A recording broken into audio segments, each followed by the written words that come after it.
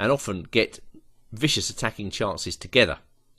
So we're going to be considering a whole bunch of systems, and the first one I'm going to look at is the Stonewall setup, where white plays his bishop out to d3, black plays as though he's defending a queen's gambit, and then white can plough on with knight d2 and then f4. Now there are probably better ways for black to defend the position than this. The Stonewall is particularly effective against systems where black plays an early e6, but black can also play, for instance, a fluid move like bishop f5, or he may play the trendy Slav setup using c6. Again, I'm going to show you ways to meet these ideas. Just going back to d4, obviously knight f6 is an important move, and when black delays the move d5, the position takes on a new contour, and therefore against e6 and setups with b6, or setups at least where black doesn't play d5, I'm going to recommend that white goes back into the Colle-Zukertort system with e3, bishop d3 and b3. This is a nice fluid way to play, and white can often get an improved Stonewall a little bit later on by playing knight e5 and f4. There are certainly some interesting possibilities for white using this system, and white is thinking aggressively. He's pointing both his bishops at the black king side. As you've seen, usually we're putting our bishop on d3, but against systems where black plays an early g6, white has to switch play once again. And here I'm going to be recommending a special system, treating this like a reverse French defence, where white goes with a quick c4 and then advances on the queenside as quickly as he can. He might even delay the entry of his queenside pieces, the knight and the bishop, into the game in favour of a quick pawn push on the left hand side of the board. I'll also be showing you what to do if black plays Grunfeld setups with d5. So all in all, the systems I'm going to be showing are very rarely played. They're not catalogued in the book. This is most unusual, and they should give you an advantage over most of your opponents, in that people dismiss a move like e3 as too passive without actually giving it careful enough consideration. Black plays like that all the time. Well, white can play in the same restrained manner. And an added bonus of these systems, of course, is that white's position is rock solid. You can afford a few small imprecisions when you play like this with white, because your position is so watertight.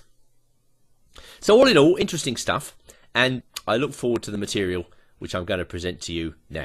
Well, my first game is an almost ideal one from our perspective, because it gives a flavour of the type of kingside attack that white can build using the outwardly modest Stonewall formation. And it comes from the Cubans Women Championship in 2002 between Zirka Frometa Castillo and Yorile Ulloa. And the opening, as I say, is very unpretentious. White just plays e3 and then puts the bishop on d3. This is quite a good square for the bishop, as you can see, monitoring the b1 to h7 diagonal. And black just responds classically here in Queen's Gambit style by playing knight f6 and then c5. Quite a good idea for white when black plays a move like c5 very early, just to reinforce the pawn with c3. And now after knight c6, white sets up the Stonewall formation with f4.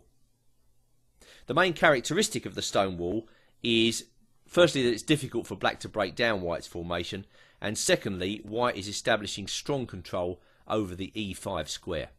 It's very thematic for white to sink a knight into that square earlier rather than later, and the knight acts as a kind of linchpin behind which white starts the kingside attack. And this is what Frometa Castillo does in this game. She quickly plays her knight into e5. This in turn makes room for white's queen to come out to f3, which is a very good square, as subsequently the queen may slide across the third rank to h3, in turn monitoring h7. A very useful attacking idea to take on board. So already we see that black has perhaps made two very small imprecisions. Number one, she set up a kind of inflexible formation, and number two, she's castled very early in the game. Now the black player is graded 2100, which is about 180, 190 ECF, and this is a pretty strong player. And yet here she is. She's castled a little bit early, giving white the ideal opportunity to attack her king.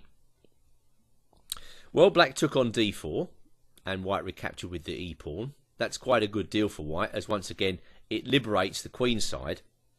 If there is a slight problem with the white formation, it's that the queenside pieces take some time to come out. When you play this formation with white, you've always got to be aware that your queenside pieces could be a potential problem for you. So have some good idea of what to do with them. I'm going to show you ways to get those pieces out as we go through our selection. But for the time being, black was getting a bit intimidated by the knight on e5, tries to get rid of it with knight d7, and now white threatens immediate checkmate after queen h3. Please remember this manoeuvre, queen